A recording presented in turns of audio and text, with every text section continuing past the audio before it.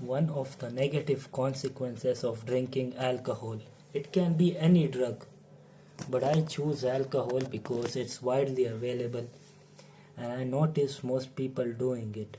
The negative consequence is this, that it leads one to accept mediocrity. That is the tragedy of it. And it's completely changing generations and societies. For example, you could hate your job, how monotonous it is, how tired and bored you feel, no character development. You just hate it, but the weekend comes, you chug it down your throat and you can go another week. So in one way, the drug increases the person's emotional boundaries, but what the commoner does with that expanded boundary is that he fills it in with the same old toxic routine.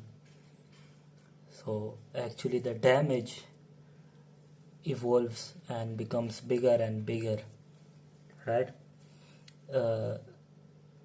This is just one of the negative consequences of any drug, that it leads you to accept mediocrity. It leads you to tolerate cruelty and injustice. Alcohol can have its positive mental effects, as seen with some famous authors and writers who used it as inspiration for their novels and poetries and whatnot. So the point is this, that the physical damage of a drug cannot be denied. It's factual. It cannot be fought over. It will happen to you if you consume that drug. But the mental aspect of a drug, I think you can flip the switch whichever way possible. As long as you don't go overboard, it is in your power to use a drug in a slightly positive manner. But you're going to have to be some really wise person, I think, because there will be a lot of reason required to do that, to be reasonable with drugs. And to do drugs is not reasonable. First of all, to take the first sip of alcohol or cigarette, it's not reasonable.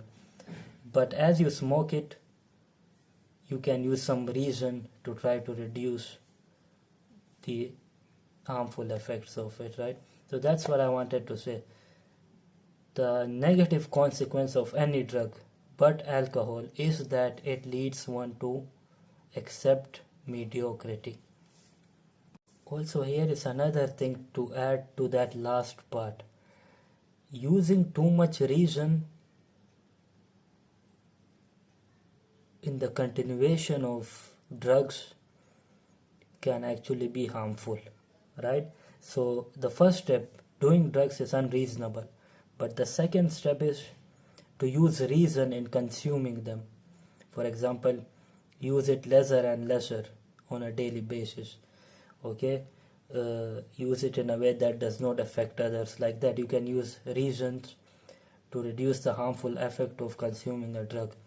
But when you keep on using these reasons, sometimes it leads you to accepting the drug, to making it acceptable. So the idea is that use reason and slowly let go of it. Not use reason continuously and do it continuously forever.